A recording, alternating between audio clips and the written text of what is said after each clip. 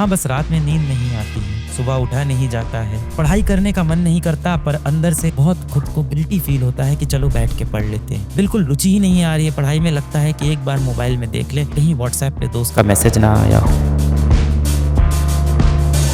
Concentration नहीं बनता है, मन नहीं लगता है, मोटिवेशन नहीं मिलता है। जब डॉक्टर के पास मरीज आता है कि मुझे कोई बीमारी हो गई है, कि मैं जो पढ़ाया जाता है क्लास में वो समय पे नहीं पढ़ पाता हूँ और हमेशा मेरी पढ़ाई छूट जाती है, या मुझे डिप्रेशन की बीमारी है, या मेरे अंदर मोटिवेशन कम हो जाता है, तो डॉक्टर क्या करता है? डॉक्टर उस व्यक्ति को टैबलेट दे देता है या उसका जांच करता है, भाई डायग्नोस करता है, टेस्ट लिख देता है और उसके बाद उसको दवाएं दे देता है कि ये दवा खा लो, ये टैबलेट खा लो, सही हो जाओगे। अब आप बताओ, वो टैबलेट क्या उसका लॉन्ग टर्म का इलाज है, हमेशा के लिए इलाज है? नहीं। टैबलेट खाने से जो अभी समस्या आई थी वो खत्म हो जाएगी, एक हफ्ते के लिए आप स्वस्थ हो जाओगे, एक महीने के लिए स्वस्थ हो जाओगे, 6 महीने के लिए स्वस्थ हो जाओगे। डॉक्टर क्या बताता है कि आप स्वस्थ कैसे रहेंगे? जब आपकी इम्यूनिटी स्ट्रांग हो, जब आपके शरीर के अंदर की शक्ति बढ़ जाए, आपकी शारीरिक क्षमता बढ़ जाए, कीटाणुओं से लड़ने की शक्ति आपके शरीर में पैदा हो जाए। तो डॉक्टर भी दवाई पे भरोसा इतना नहीं करता जितना इम्यूनिटी पे करता है। अब आप कमेंट करते हो कि मैंने 10 घंटे की पढ़ाई नहीं की है, आप कुछ ऐसा बता दो कि वो पढ़ाई अब 1 घंटे में हो जाए, जो कि आप देखो कि फिजिक्स के नियम के खिलाफ बातें आप कर रहे हो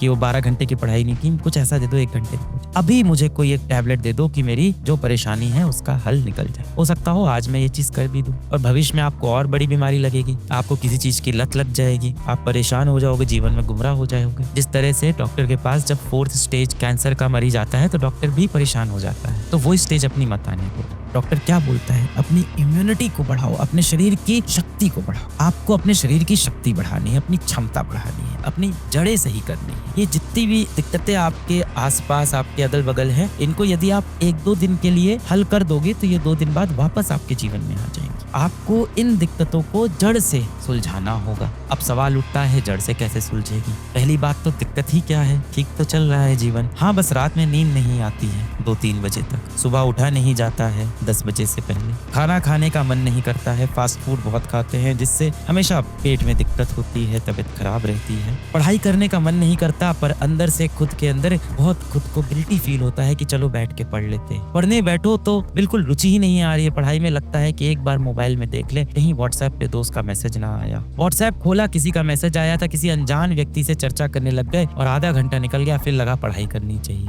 फिर पढ़ाई करने वापस आ गए। करते करते रात हो गई और रात में देखा शायद मुश्किल से 1-2 पन्ना पढ़ाई की होगी और पूरा दिन मोबाइल फोन पे टीवी देखते हुए, कोई वेब सीरीज देखते हुए, कोई ना कोई शो देखते हुए हमने खराब कर दिया। इस बीच माता पिता ने कहा कि 10 मिनट आपसे बात करनी है, तो उनको भी चिढ़ के बदतमीजी से उनसे भी बात कर दिया कि मेरे पास तो समय ही नहीं है। आप अपनी काम चोरी को मत छुपाओ बच्चों। मैं पढ़ नहीं पाया पूरा, मैंने शायद उतना समय नहीं दिया जितना रिक्वायर्ड था तैयारी के लिए, जो हो सकता हो कुछ और बच्चों ने दिया हो और वो सिलेक्ट हो गए हो। बहुत सी गलतियां आपने की होगी, उन गलतियों के बोझ से खुद को मुक्त करो। जब तक आप अपने कल को नहीं भूलोगे, आपका कल आपको नहीं भूलेगा। जब तक आप अपने अतीत से पीछा नहीं छुड़ाओगे, आपके अतीत के दर्द आपका पीछा नहीं छोड़ेंगे बेटा। ये सारा जो बोझ है ना, ये सारा जो दर्द है, जो बोझ है, ये एकदम सीने पे लगने लगा होगा। जब माता पिता सुबह शाम देखते होंगे इस साल क्या कर रहा है बेटा, अड़ोस पड़ोस वाले पूछते होंगे आपके माता पिता से कि इस साल आपकी बेटी, इस साल आपका बेटा क्या कर रहा है, तैयारी कर रहा है। पड़ोसी क्या बोलता होगा, पिछले साल क्या कर रहा था, तैयारी, और उसके पिछले साल तैयारी, और उसके पिछले साल तैयारी। और फिर वो पड़ोसी ऐसे स्माइल लेके चला जाता होगा। वो पड़ोसी असल में आपके माँ बाप और आपके हालात पे हंसी उड़ाते हुए, आपका मजाक उड़ाते हुए, नीचा दिखाते हुए चला जाता होगा।